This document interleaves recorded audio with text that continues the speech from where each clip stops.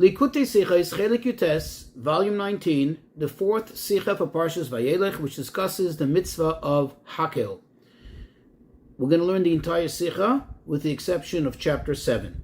So in our Parshas, where the mitzvah of Hakel is discussed, and it says there that once in 7 years, which is on the first day of Chol Hamoed Sukkos, all Jews, men, women, children, even little babies, have to gather to the Beis HaMikdash, and the king was supposed to read for them some select portions from Chumash Devarim, from the last Chumash of the Torah, and this was in order for them, as it says, quote, Leman Yishmud, in order for them to hear, or Leman Yilmud, that they should learn, they should be inspired, and V'yorus Hashem, they'll come to fear God.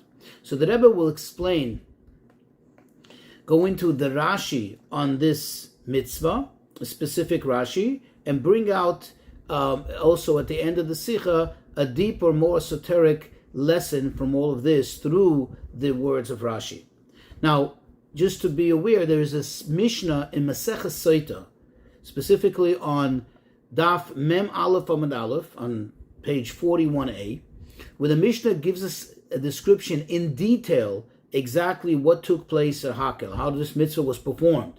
Everything from who had to come to the fact that the king read the Torah, and that he stood on a special beam, on a special platform which was erected for that specific purpose, and also even it describes in detail how the Sefer Torah was passed to him and what parts he read, what parts he didn't read. Now just remind ourselves, refamiliarize ourselves with the very important klal, very important rule in Rashi, that whatever Rashi quotes, whatever Rashi brings, whether from a Medrash, from a Mishnah, from Gemara, in his Pirush on the Torah, in his commentary, is obviously for the purpose of Pshutei Shel Mikra, to understand the basic literal understanding of the pasuk, because Rashi exclusively is Pshutei Shel Mikra. So whenever Rashi brings something, and you see that he chooses some details over other details, that already in itself is telling.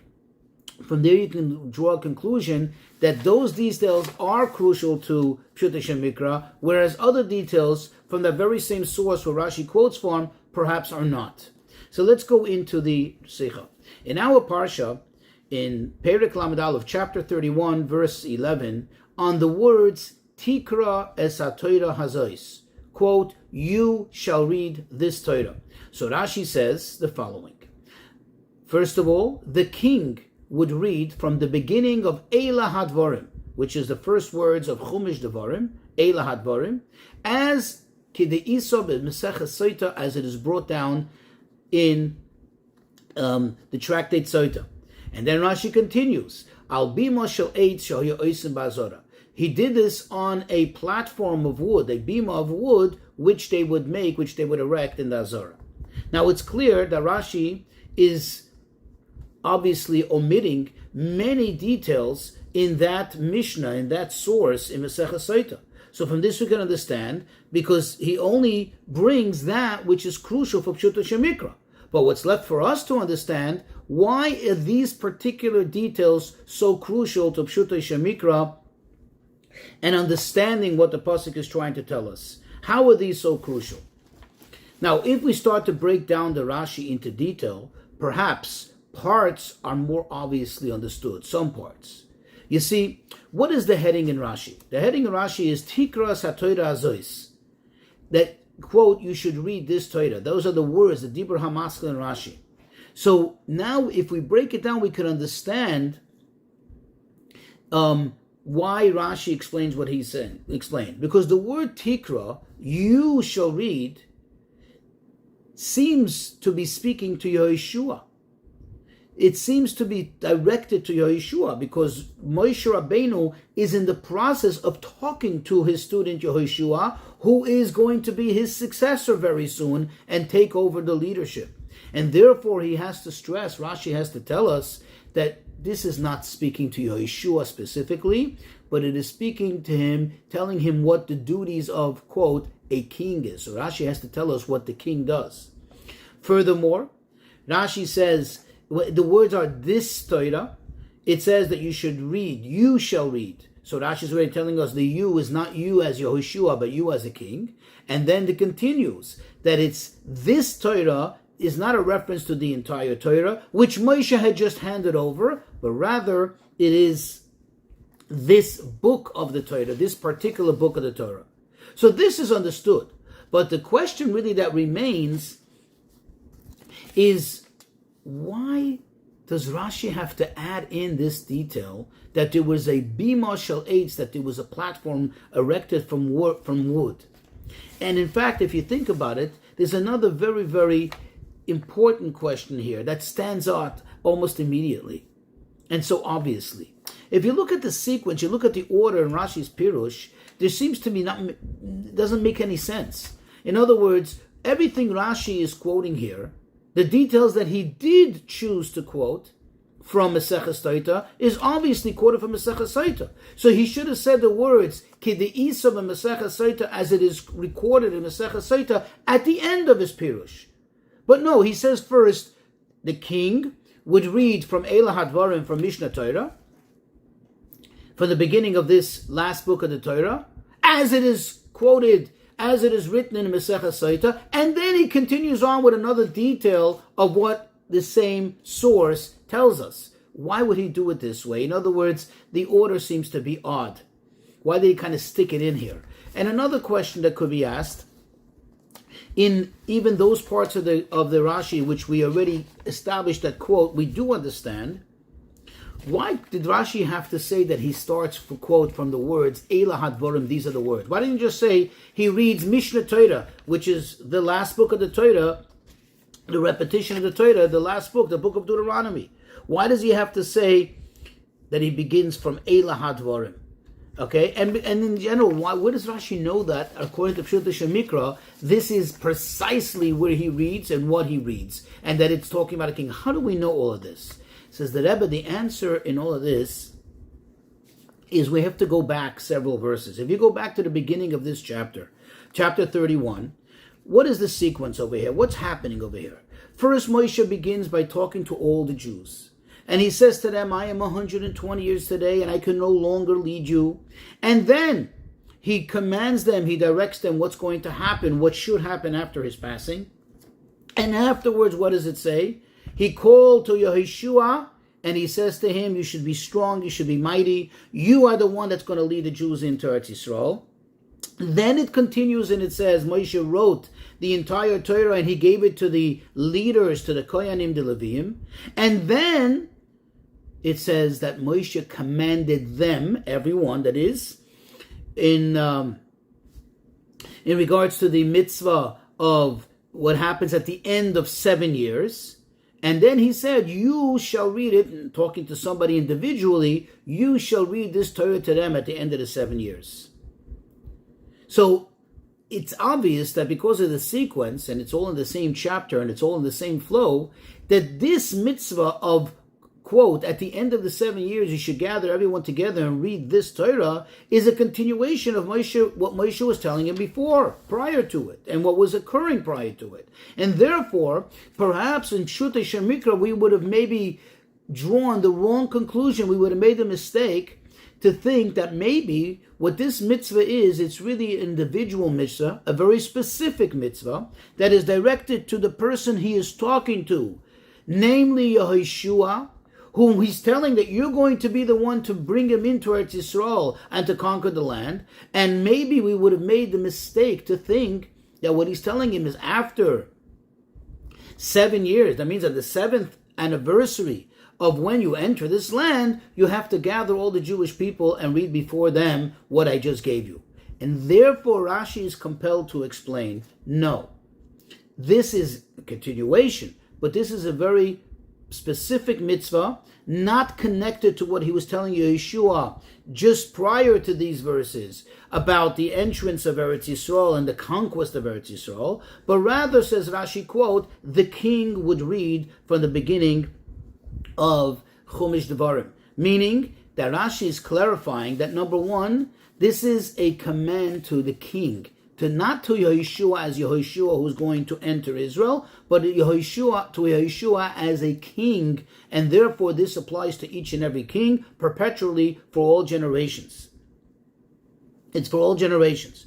Moreover, that Rashi emphasizes that you start to read from the words Eila Hadvarim, that it's not the entire Torah. Why is Rashi compelled to say it in this way? You see, because what is the objective? What was the purpose of it? The Torah itself tells us the purpose of it. That it's in order for them, quote, to listen, to hear, to learn, and to come to fear God. Where do you see an expression of putting the fear of God into them?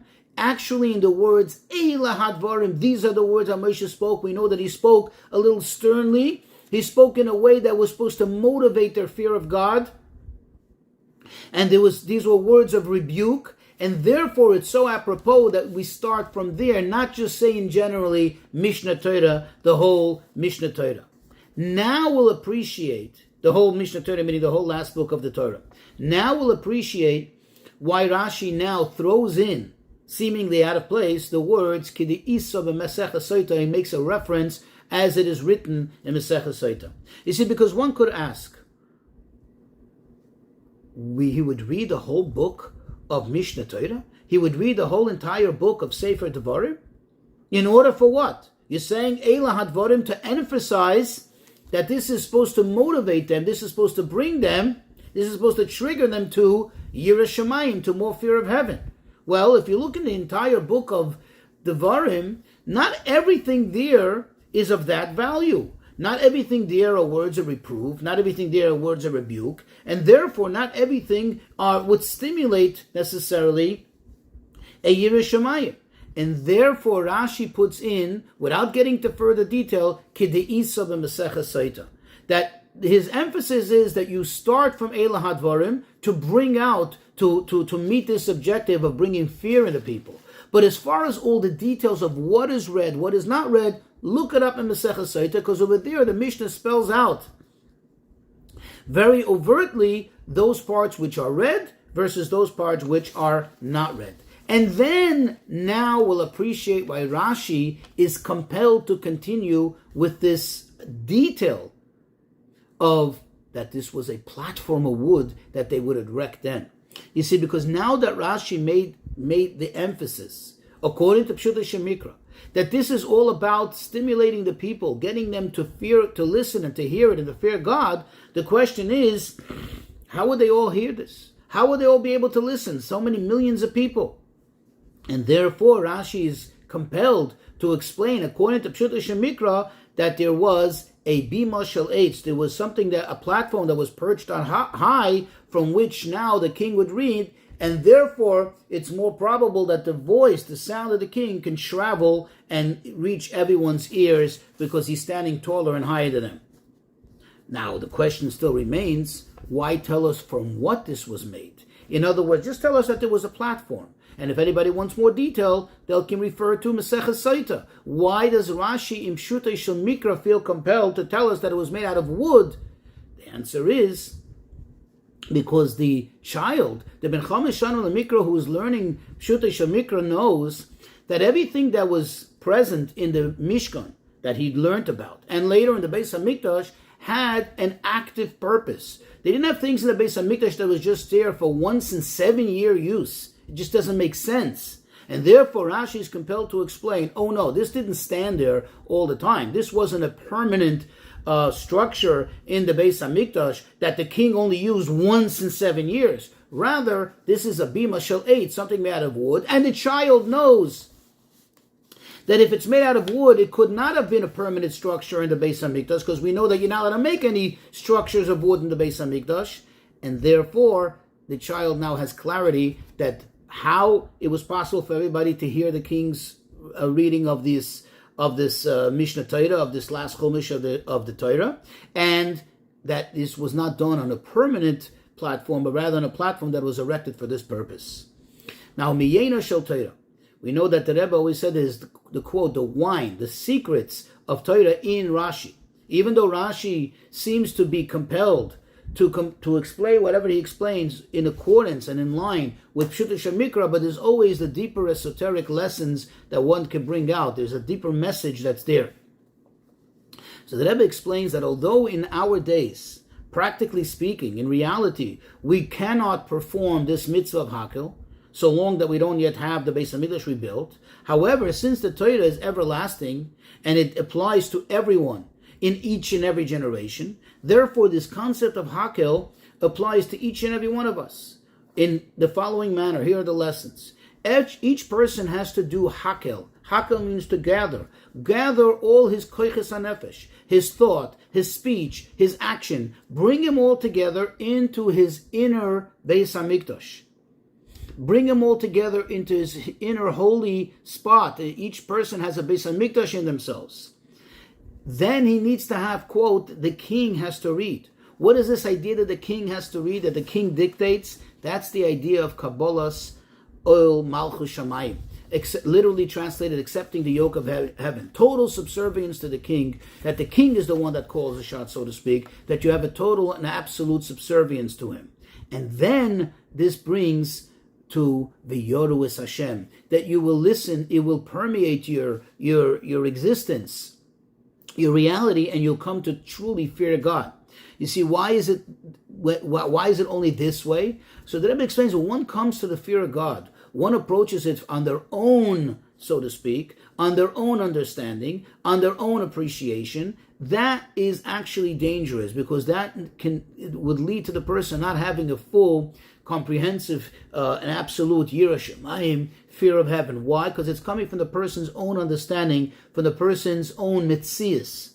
In order for this to be effective, in other words, how does one actually come to this? That one should truly and genuinely have this bittul to Hashem, the Kabbalah Seil Malchus Shamayim, and therefore come to true Yirah Shamayim. How does one effectively accomplish this? This is where you need to have the bima shel eitz. What is a bima? Bima is something that stands high, that stands tall. You have to lift yourself up. In a certain sense, it's almost like put yourself in a condescending mode.